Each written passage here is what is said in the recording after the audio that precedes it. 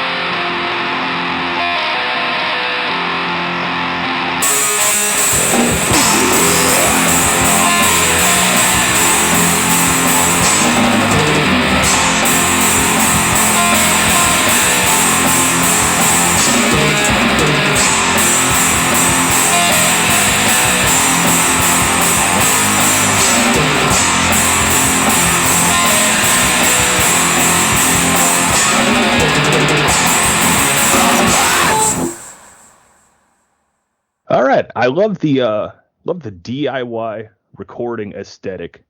What made this Fangfoss track unique for black metal is they had gang vocals, which are really unique for black metal.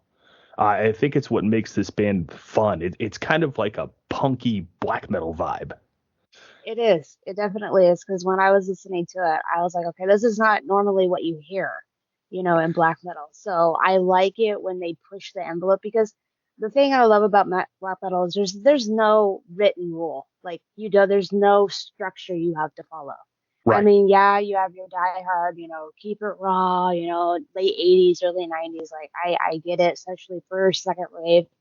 But as it's gone on, it's like when they're able to just look outside the box a little bit and just like put a little bit about that, I'm like, dude, that's not like what they did there. So, And I yeah. think what makes these guys stand out is that they are pushing the envelope and they're mixing, obviously, your traditional black metal elements are very much heard, but then to incorporate something like the gang vocals just makes them, I know I use this word at nauseum, but makes them unique and makes them stand out because how many other black metal bands can you think of that do the gang vocal style? Not very many, if any at all. Yeah. Not So very many.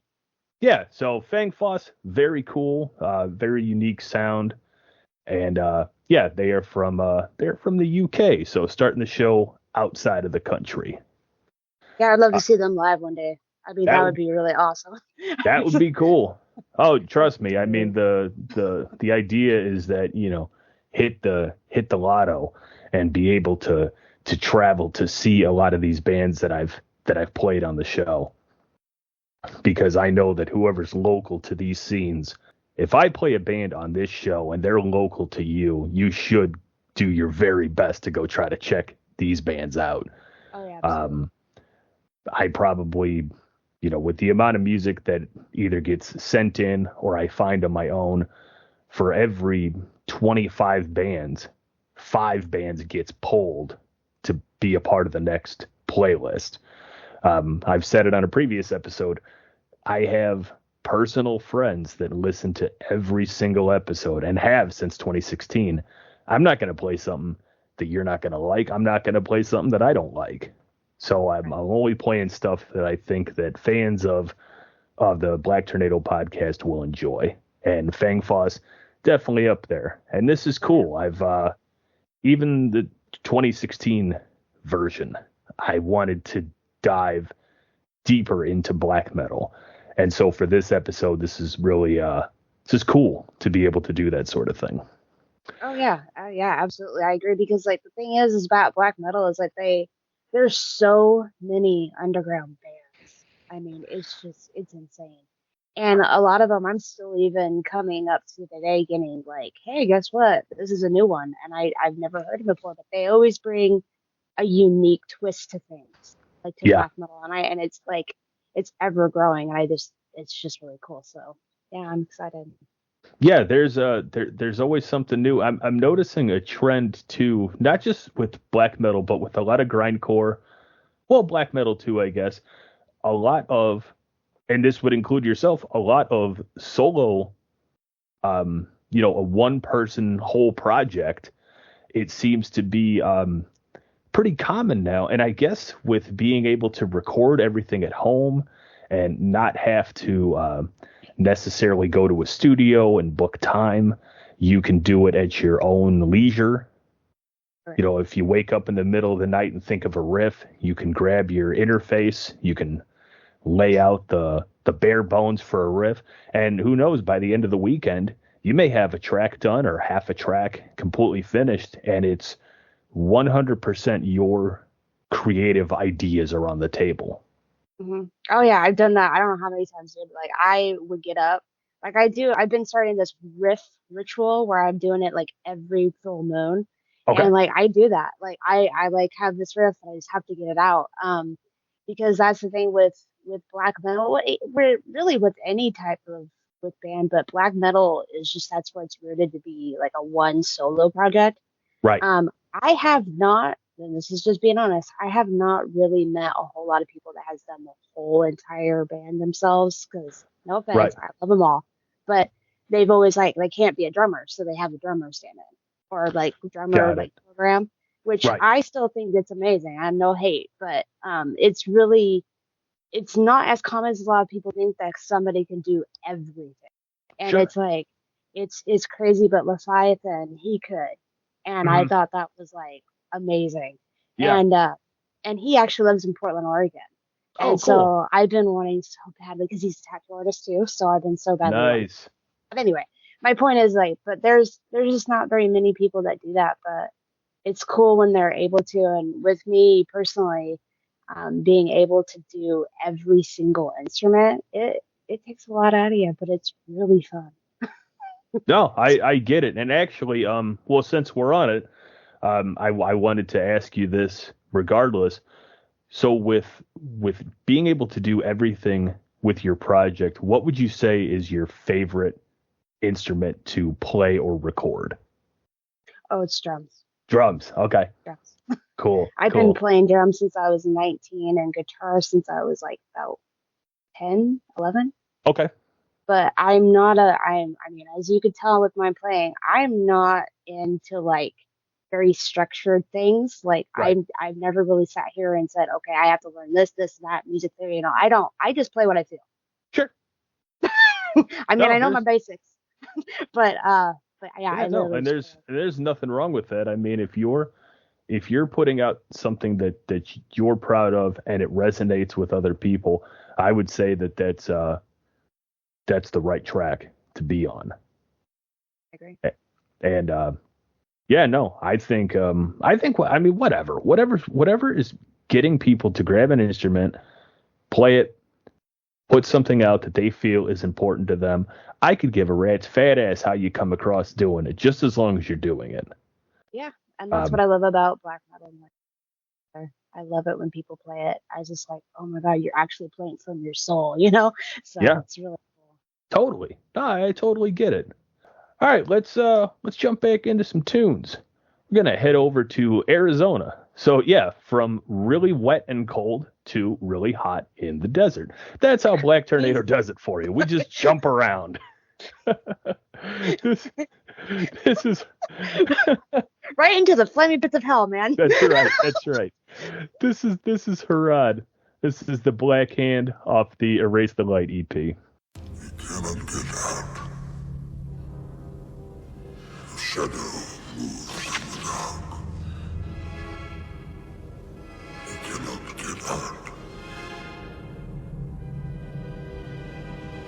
They are coming.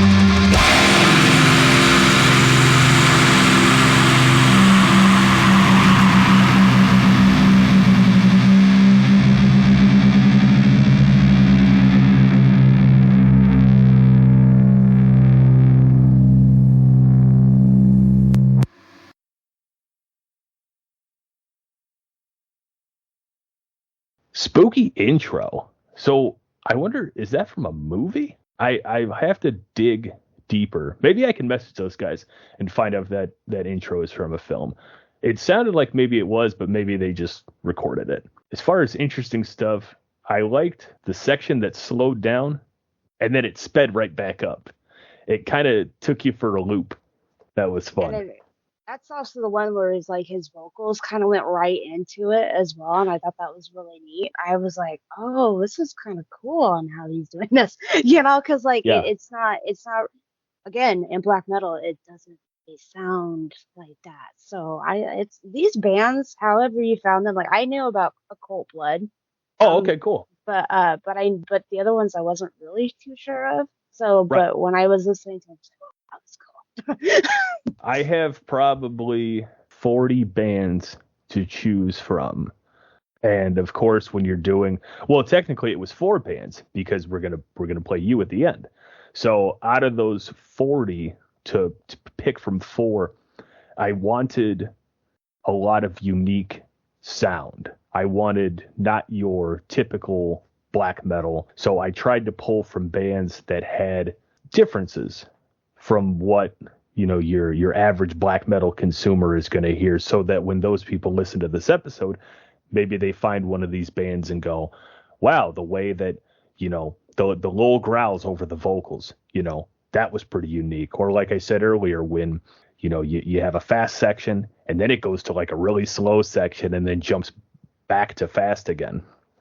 And so the idea is, of course, to play things that are going to catch your ear. And again, hopefully the listeners of the show jump over and check these guys out. Yeah, that's what we're aiming for. But yeah, that was really cool. I'll have to reach out to them. I'm interested about that intro. That was cool. But let's get back into your stuff a little bit. So I know that you told me this before we started recording, but for the sake of everybody knowing, where did the name of the band come from? So the name Kirtroth, it came from Lord of the Rings. So I took his Elvish literature and I came up with the name. So J.R. Tolkien he's been the mastermind for black metal bands. Absolutely. For a very long time. But like I said, I didn't take a name from, one of their lands or one of their worlds. I took it from his Elvish and I said ninth and then circle. So Kirtroth. So okay. The ninth level of hell, because that's what it means to me. So would you say that Tolkien is like black metal Jesus? Yeah, I would say that. I absolutely, because that his book is a Bible for the black metal. It is. I mean, just the aesthetic, the names. I mean, and just the darkness. Everything screams black metal. Yeah.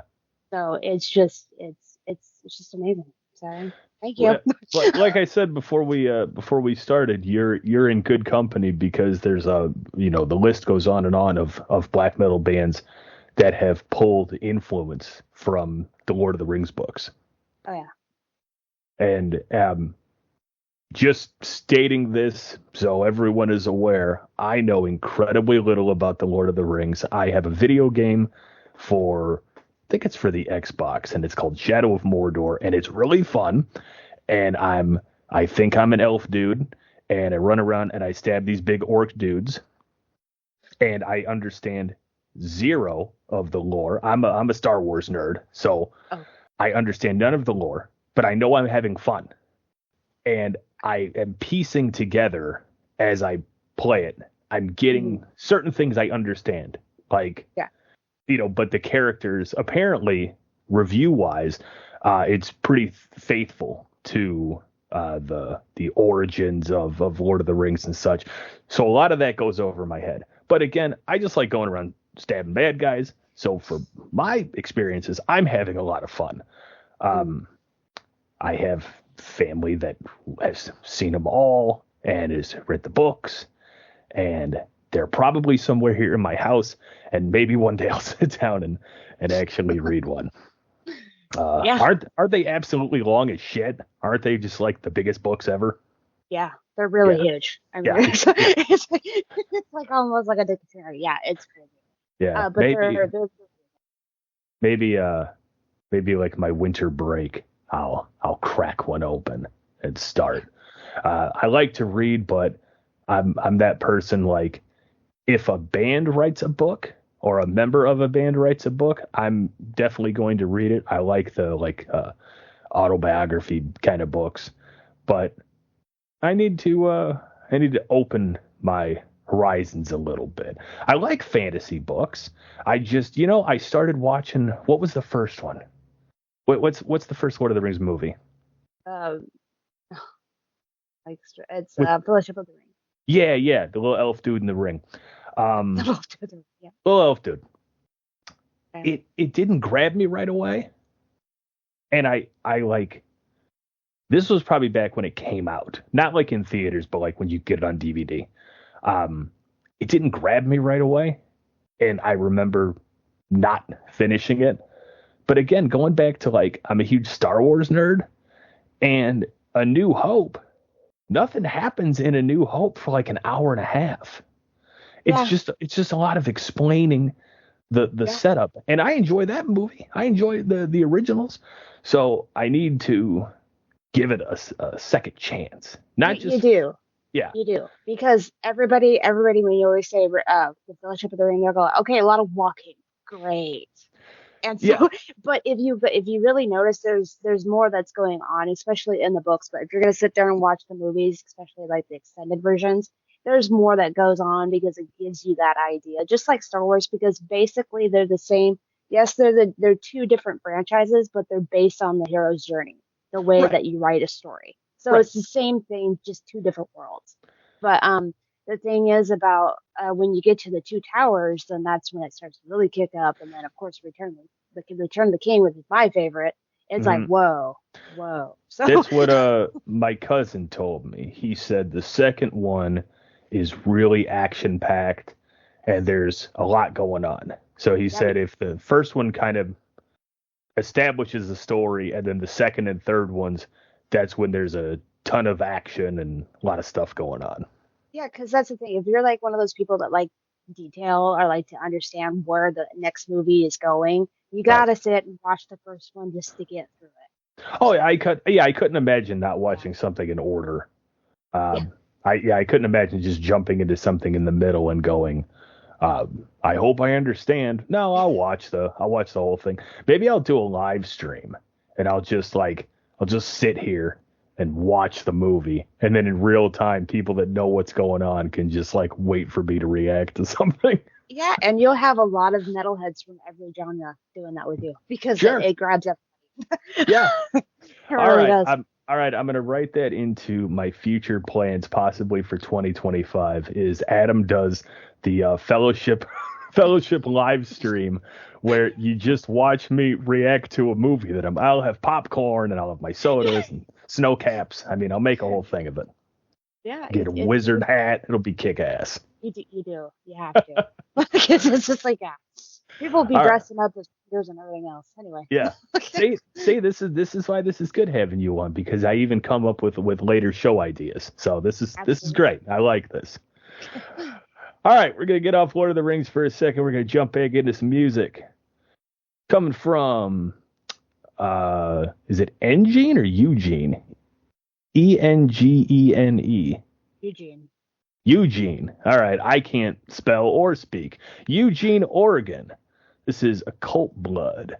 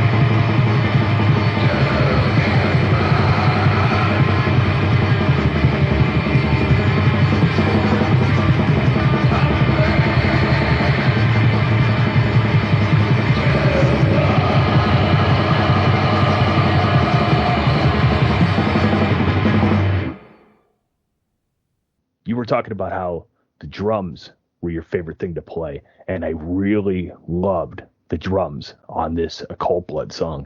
It had like a skate punk vibe to it, you know? Yeah, the skate punk, like ska, like what is it, sky or ska? It's a Ska, really like yeah. ska. Yeah, it had a very kind of different beat. Yeah, I could definitely tell that this drummer had like an Incubus from Inquisition kind of feel, like very jazzy. And I Yeah. thought that was really cool, man. I was like, yes, another drummer doing it, because that's so unheard of.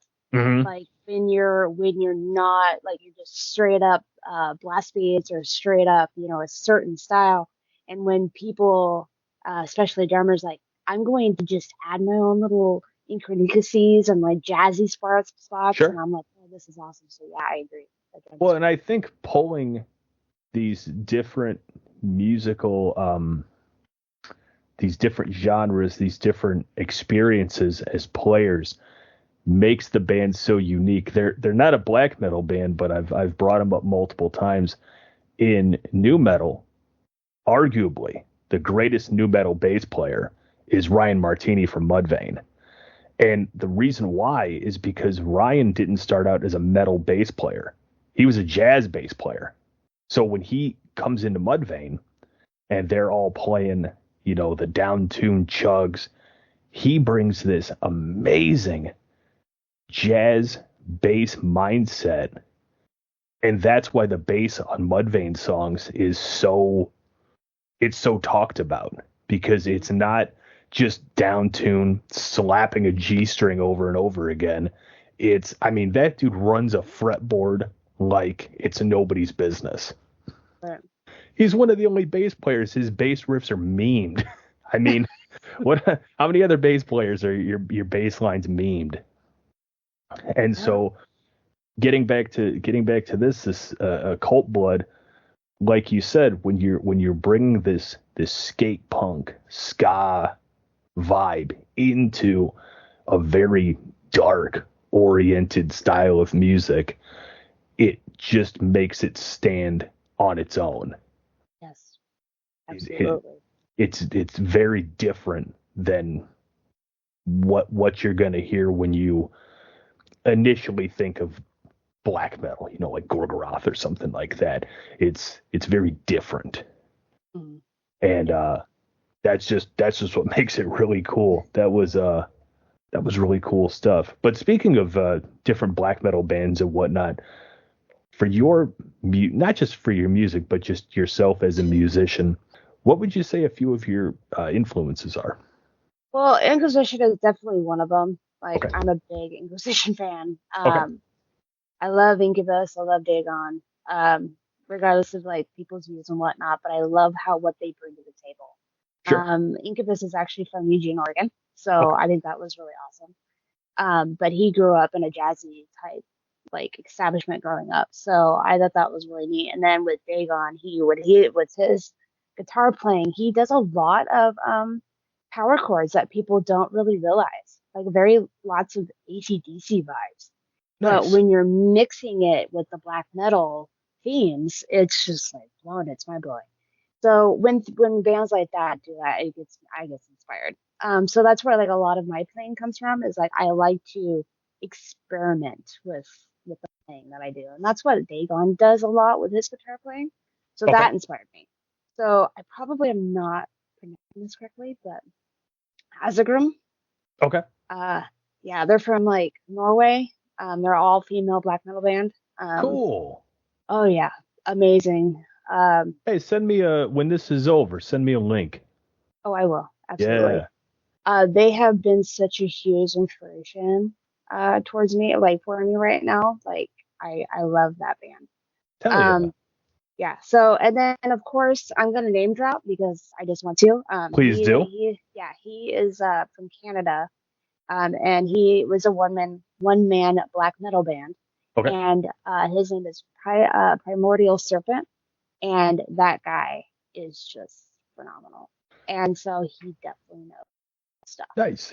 And I'm a huge fan of his stuff, and I've pretty much bought every CD. So he's another one that inspires me. So Hell yeah. Sweet. I'm inspired by big ones, and I'm inspired by little ones, but Yeah. and then But one band too that they're not really black metal, but I mean they're definitely what grabbed me is that they're pushing the envelope like black metal does. Hmm. It's called Dogma, and they're about 4 or 5 women. That's all black, like it's all women, but they dress up as nuns. Cool. So it's like an opposite of Ghost. Yeah, So yeah, yeah. so and they're amazing guitar players. I mean, amazing musicians. Yeah, yeah, yeah. Um, they inspire me a lot. So, but they Sick. took black metal aesthetic and the themes with the religion, and they Yeah. threw it into that, and I just like, wow. So I get inspired from them. Inspired. Nice. Yeah, you have to send me a link to that too. I'll have to check that out. That's really cool. Going into, I guess, a little spoiler alert. March being International Women's Month, I actually have a whole playlist coming up where it's all female fronted bands. Oh, sweet. Yeah, it's going to be a really good time. You guys are not represented enough, and I want to push that as far as I can for just being a small podcast. But if I can push that narrative that we need, not just more female fronted bands, but we just metal as a whole. The idea, of course, is that everyone is welcome and everyone should be included in this extreme genre of music. While I can sit here and name you 15 great bands that have females in it, I just feel like the light needs to be shined on them a little bit. So in March for the Women's Month, that's going to be something coming up that I'm going to do that I'm pretty excited about. I think it'll be fun. I hope you can get Holder. Holder, I can't really pronounce her name correctly, but Okay. she's a all black metal band in Portland. But she goes Oh, live. She's done a cool. live one, but she started as a one woman black metal band. Yeah, if you can send me some info later, I'd love to reach out because I'm really close to being done, but I don't have my 5 together yet. Obviously, I still have plenty of time, but I think I'm sitting on 3, maybe 4. I think I'm sitting on 3. So I would need 2 more to make a regular playlist. So that would be awesome. I'd love to reach out and see if I'll hook you up. Oh, that would be sick. Yeah, thank you very much. That would be sick. Mm-hmm. Here's a huge one. I was going to save this, but now I don't want to because I want to discuss it. Forget the music. Yeah, forget the music. I want to talk about art. Just a real quick plug for you. You have Diabolical Diaries on Instagram. Mm-hmm. And you have these amazing art pieces, of which one I'm a proud owner of. And if you go back to the Black Tornado Instagram, you scroll back a little bit and you will see this. I'm looking at it now. You will see this super sick tornado. This is Black Tornado podcast around it. What started all of that? Oh, like Once Upon a Time story or just Diabolical Diaries? Whatever you want. I don't cut people off. Oh wow. All right. Well, just like I guess I'll just start with the Diabolical Diaries.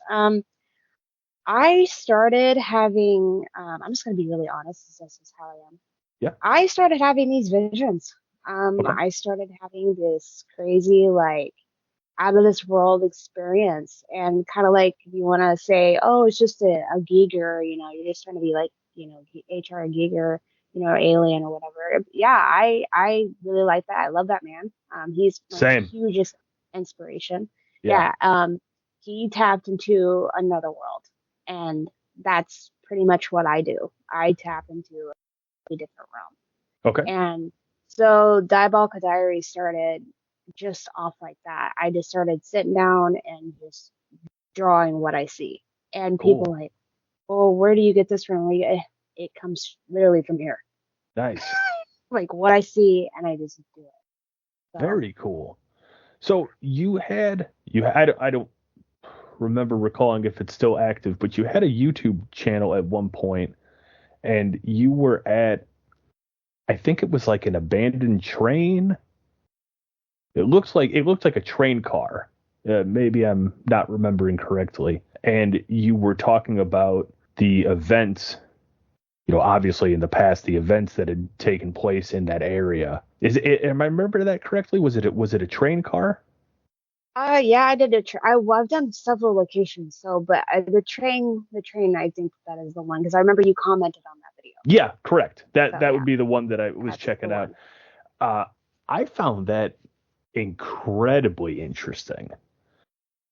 I would recommend to do more stuff like, stick with the music obviously, but as far as like videos and stuff, I found that incredibly interesting. Yeah, that's I'm happy you said that. I have continued doing it. I just took a little short break. Hmm. Because sometimes things kind of get in the way, life does. But Sure. yes, I've had a lot of comments and people contacting me about, hey, these locations, you see these things here? Because I document, like you see, and I document my hands and everything. So you don't see anything. I don't have another phone. I don't even have another person with me.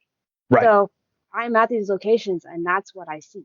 And then Yeah. I have a backstory of what I'm feeling at the moment. So I've been told that I'm a multi dimensional medium. Okay. So I'm able to see entities and spirit. So I'm able Cool. that's why I called it Diabolical Diaries. So there you go. Got it. Got So it. yeah, that location in particular was very strong for me because of background. Yeah. Very cool.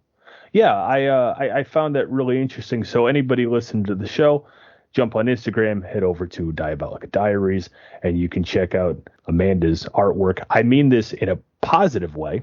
It's fucking haunting. Scary as shit. In a positive way. I mean that in a positive way.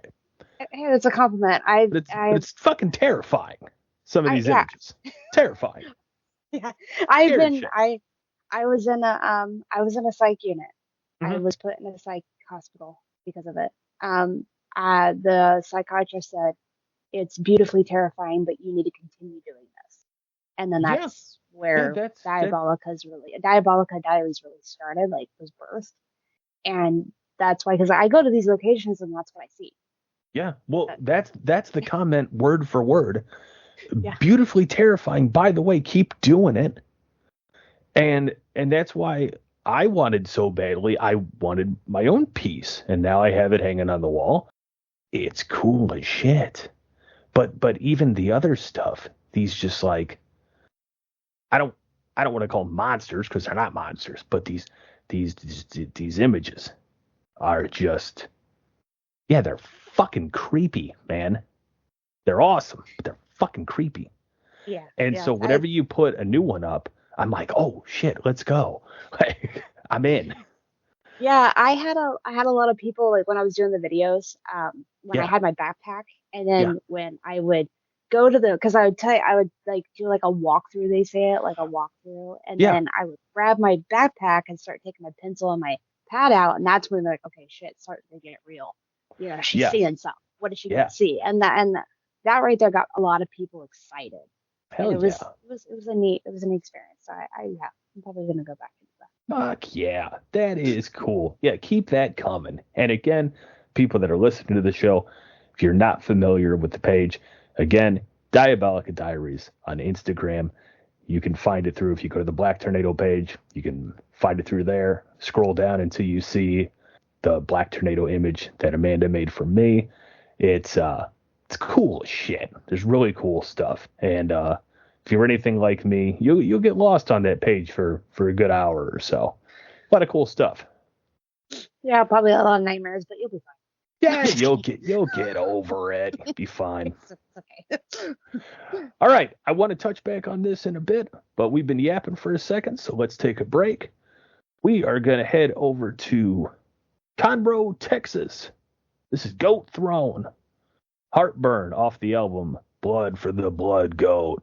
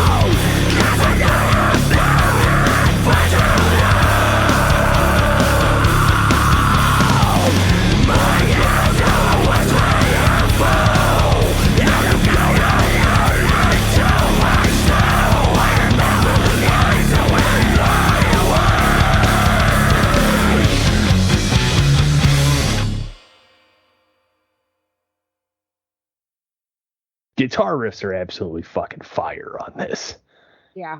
I love how, and again, this is black metal. This is a band taking something from black metal and doing something to it that isn't traditional, which I love as a 4-string low end guy myself. I love how pronounced the low end is in this song. A lot of black metal, especially early black metal. A lot of it, one, didn't have bass at all, or two, the bass was so lost in the mix, couldn't even hear it. And with Goat Throne, the low end is really pronounced. The vocals are incredible. The clean vocals were a real change of pace and really added to the uniqueness of the sound. I am sad to report that unfortunately this band is no longer active, but I feel like they needed a spot on this episode. So if anybody knows these dudes from Conroe, Texas, tell them get back to work. Yeah, like get on it, guys. Yeah, get back to work. Because Yeah, I'm sick. Okay, so I like playing bass as well. I just haven't been putting a lot of bass tracks online yet. Yeah. But with this band in particular, I noticed that the bass doesn't always just follow what the bass line is, like the normal Yeah, it's drum not pattern. following the root. It's not following the root note. It's not. It's actually like complementing the offset of the guitars. And Absolutely. I was like, it has its spot. Yeah. Because black metal bass is phenomenal. Like Yeah. if you literally even, I mean, just death metal, whatever, if you can actually hear it, wow. But in black metal in particular, when you are able to hear the bass line, dude, Right. it gets extremely awesome. It's like wow. And it puts so much more into it, like in depth, like you were saying, to the song, and I feel like that's what you're hearing. Absolutely. Again, going back to like a lot of traditional black metal, when guys had 8-track cassette players and they were recording in the middle of the snowy, forest, a lot of it just gets lost in the mix. And that's not a black metal issue. That's a metal issue.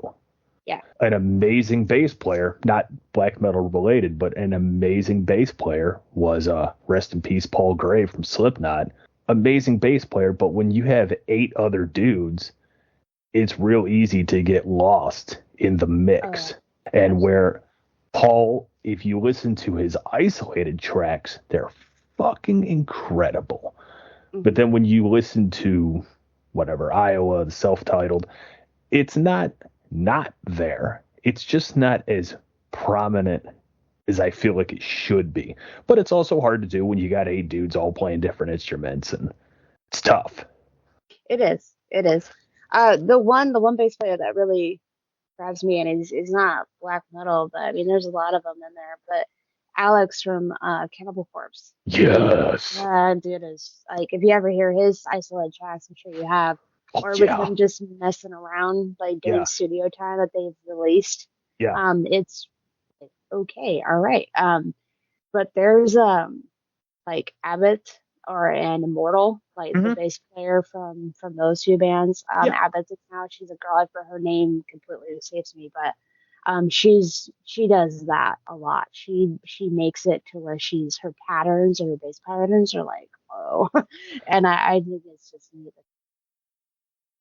Yeah, when you take these these extreme bands and you have a bass player that cuts so perfectly through the mix, and Alex Webster is a perfect example of that, of cutting clean through the mix. And whether like I've seen Corpse live, and I have every album, and regardless of whether it's live or on a recording, Webster's bass cuts clean through, not in an overpowering way, but just his playing style is right on par with the drums and the guitar and everybody else in the band, and it really sends that bass signal nice and clear. Oh yeah, because Alex and Paul have been playing ever since the beginning of time. Correct. Of Cannibal. Yeah. So yeah, I would love to hear an album with just them. I mean, it'll be intense. I'll tell you a 2-second story.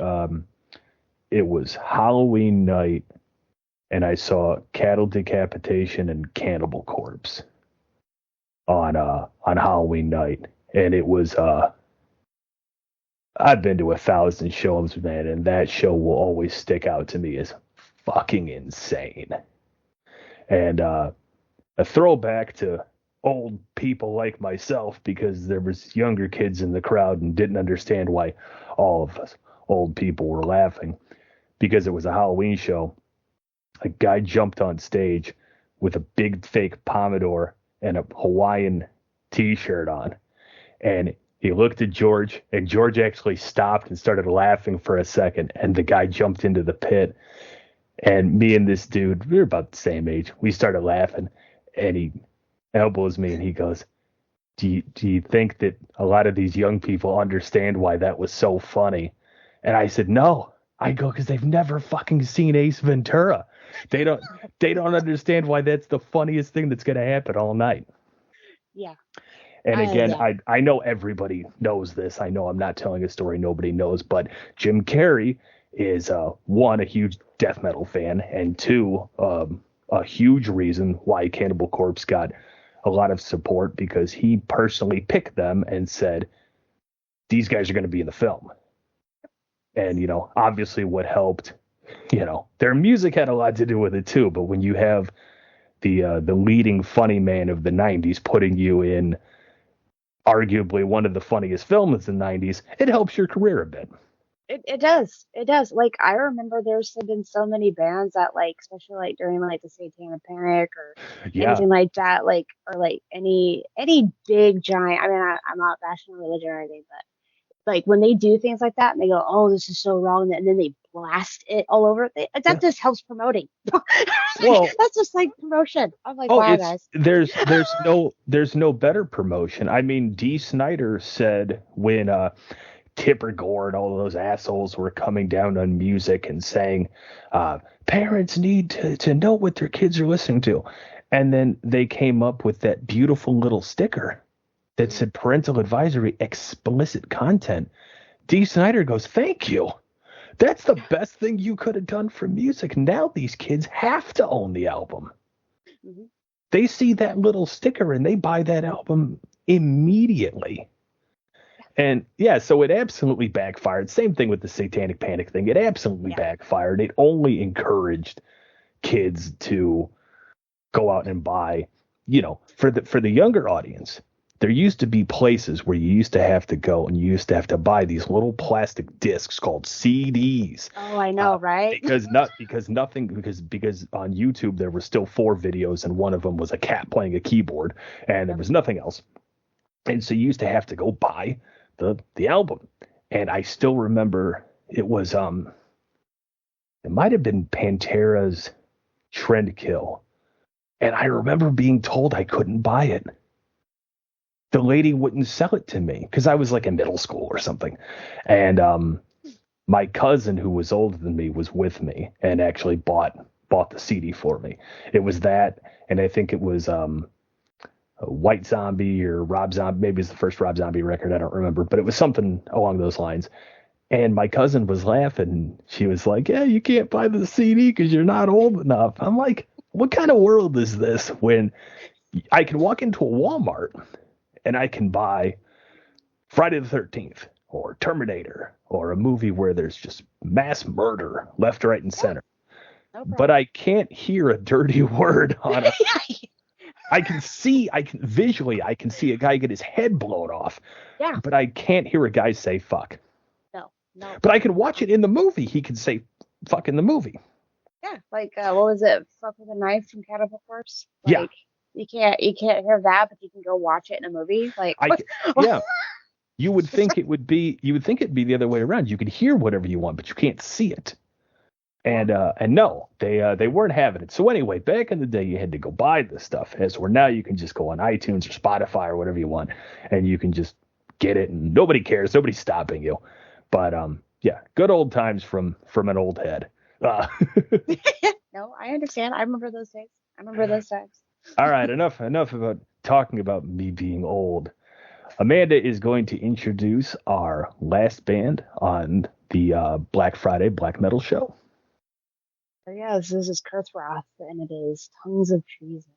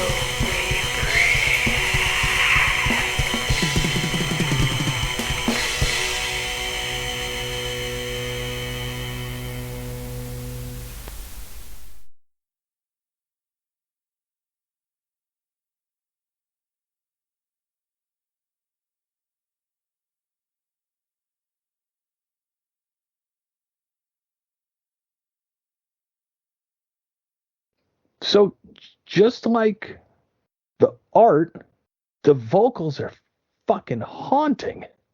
Very unsettling. In a good way. A positive way. It's like a good horror movie. Mhm. It was fucking scary. Yeah. Why do you scare your fans? Why do you terrify? Why do you scare us so? It's a great song. It scared the shit out of me. Yeah. Why so scary? Is there ever going to be Kirtroth where it's acoustic and it's happy, or is it always going to scare the absolute piss out of me? It's gonna always scare the absolute piss out of everybody. Okay, Like, fair it is. enough. It's just I was gonna be. I'm not gonna sugarcoat it. Yeah, it's Yeah. spooky. It's after listening to that, I'm sure some people have to pause the episode and go like pet a cat or something, and Yeah. stare Gotta out think the about rainbows. window and look at the sun for a few seconds. Not directly at the sun, of course, but just enjoy the sun. I get it. It was scary. The previous night we had spoken the previous night about setting up time and everything, and I put on the latest album and played it all the way through. And so, if listeners of the show, if you like scary, unsettling vocals, well, the whole album is that. So there you go, because it scared the shit out of me in a positive way. Positive way. You're not the only one that has said that to me. Yeah, it's spooky. It's good shit, but it's spooky. Scary. It's scary, but not all black metal scary. Your black metal scares me. Yeah, it's not it. I really took it over the edge with this album. My first album was really fun. I liked it. The Summoning of Our Lord Lucifer, like it was really Yeah. fun. But this one really touched home for me because of the fact of I went down the ancestry.com thing Mm-hmm. and I found out that I had a ninth, a ninth great grandmother that was hung on the Salem witch trials. Whoa, So I'm related, and I was like, okay, this just awakened something. dude. And so the story of A Witch's Last Hour, Yeah. she's getting hung Yeah. throughout the whole album. So Right. as they start, you can hear my voice is like, okay, it's a little raspy, it's not, but at the end of the song, especially like in Frozen Sorrow, it's gone.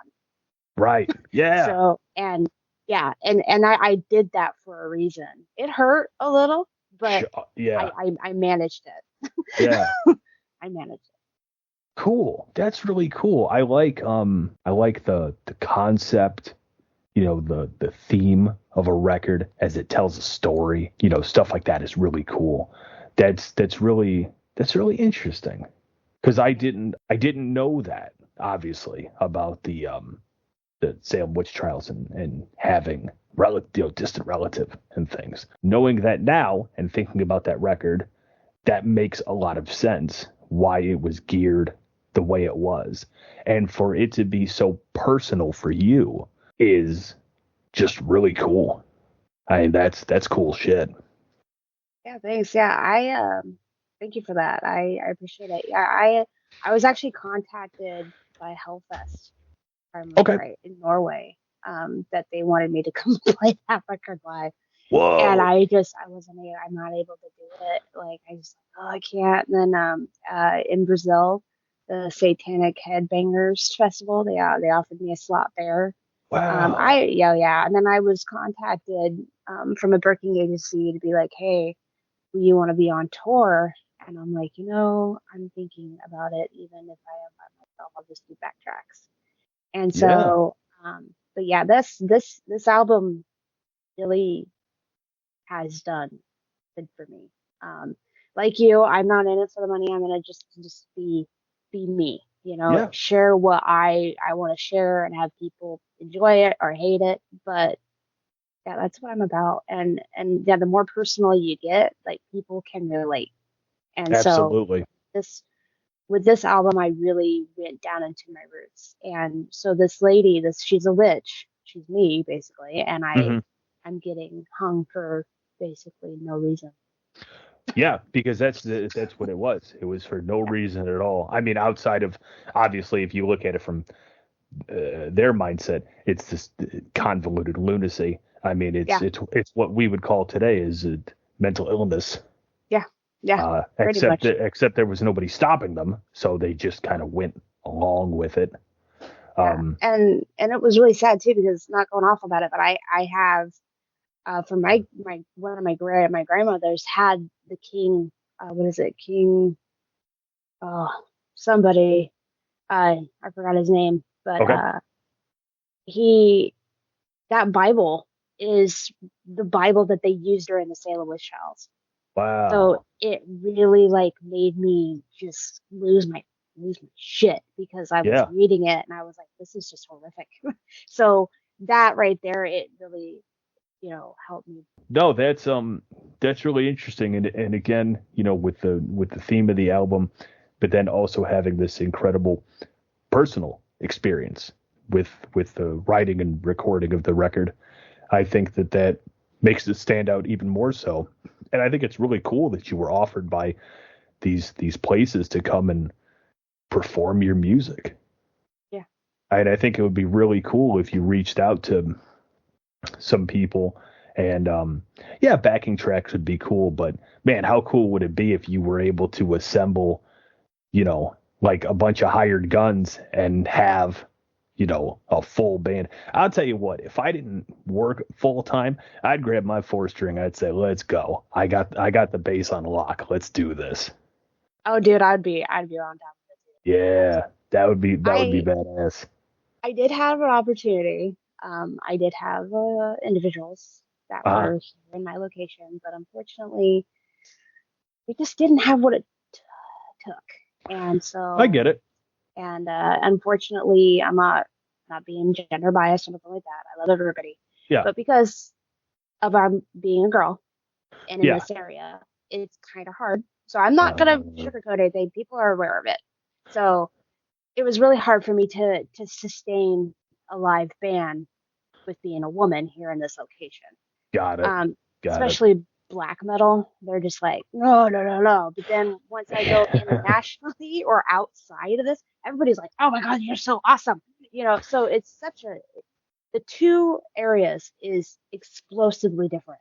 I mean, like you said, let's not sugarcoat it. Black metal as a genre is probably the most gate-kept genre of any sub-metal department. Black metal is so gate-kept. It's so like, and I won't name names because there's no point in doing that, but majority of the bands that don't want any involvement with a program like mine are the black metal bands. They just don't want the promotion. They don't want to be involved in a show that doesn't specifically play black metal. I mean, you could turn on episode 5 and hear a metalcore song, and you could turn on, the Dr. Nez interview. It's all desert rock stuff. So it's not just peel your flesh off metal all the time. I just play what I like. And if it's got a mean riff or it's got, if in my opinion, it does metal a service, I'm going to play it. So it doesn't all have to be, only recorded in Norway during a snowstorm while a bunch of wolves are watching you from 20 feet away. It's just, if you're doing it in your house or you're doing it in your garage or something, power to you. If it's one person, if it's 15 people, I don't really care. Yeah, it doesn't. I don't either. That to me, it doesn't take away from the music. No. And that's the idea, is just to keep playing great music for people. And I would say this episode was another success. We knocked out 5 really kick-ass bands. This was a lot of fun. I liked having you on the show. I liked I learned stuff as well as the audience learned stuff. So that's always fun. A lot of times I come on and I know everything, but I got to learn a bunch of new stuff today. So this was fun. Yeah, it was. It was awesome. Yeah, just wanted to say thank you again very much for agreeing to come on the show and hang out with me for a little bit. This was really cool. So again, thank you very much for joining. You're welcome, and thank you for having me. Hell yeah. All right, everybody. And as always, I'm your host, Adam. Thank you for joining me again for another episode of the Black Tornado Podcast. We'll see you in 2 weeks. Take care. Be good to each other. Peace.